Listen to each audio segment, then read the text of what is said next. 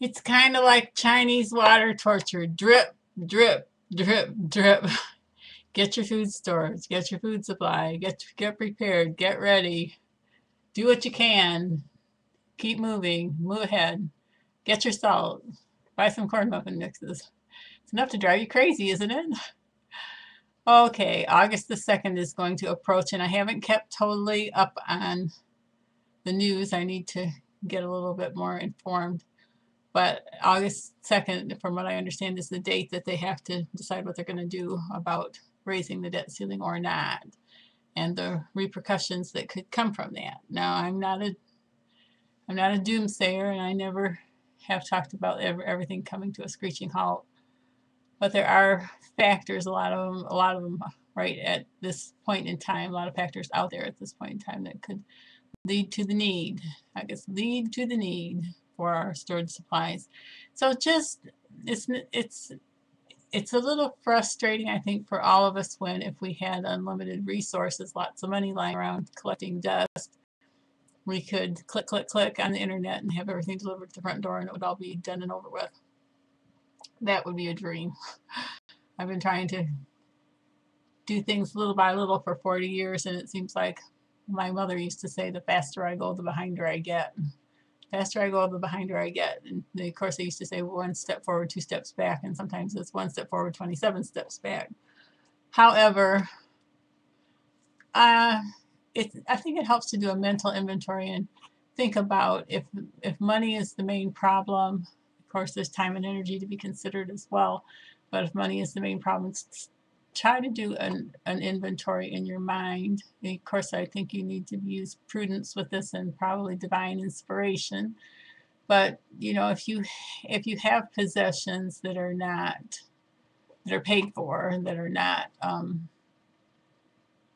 needful, and that's going to be different for everybody. It's going to be different for everybody. Um, think about trying to turn those into cash and turn the cash into food, because food will be the food and fuel and clothing and toiletries and cleaning supplies will be the, the stuff that life is made of. And so try to think, if you have three guitars and you only need one, or do you have an extra musical instrument lying around of another kind? Do you have sporting equipment that you don't need? Could you have a garage sale? Do you have extra, like a wheelchair or crutches or something around that doesn't need to be used, that could be turned into a little bit of money?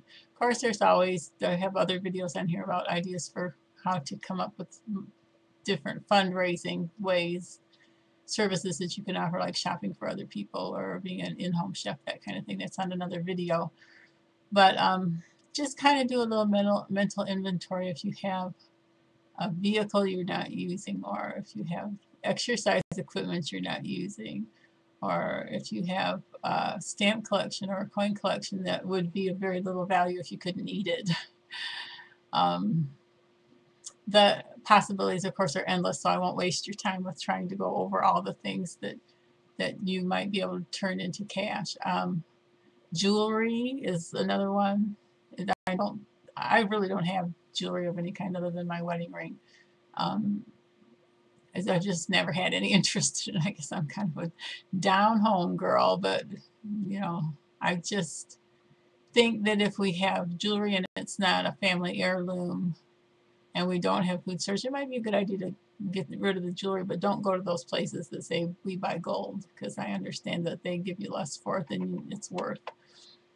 But be careful if you do that. So just kind of take stock. This is not cause for alarm, but try to think of what you possess that you could maybe turn into cash. Might be, hobby things. Maybe you have extra bowling balls, or like I said, your kids may have outgrown soccer equipment or what have you. So that's all, kind of goes without saying, I suppose, but just we just don't know when things are going to shake, rattle, and roll. And so every day, if we make a little progress, even if it's just going to the store and buying all your salt at one time, if you have $5 or $10 you can spend on salt. That's a good thing to do.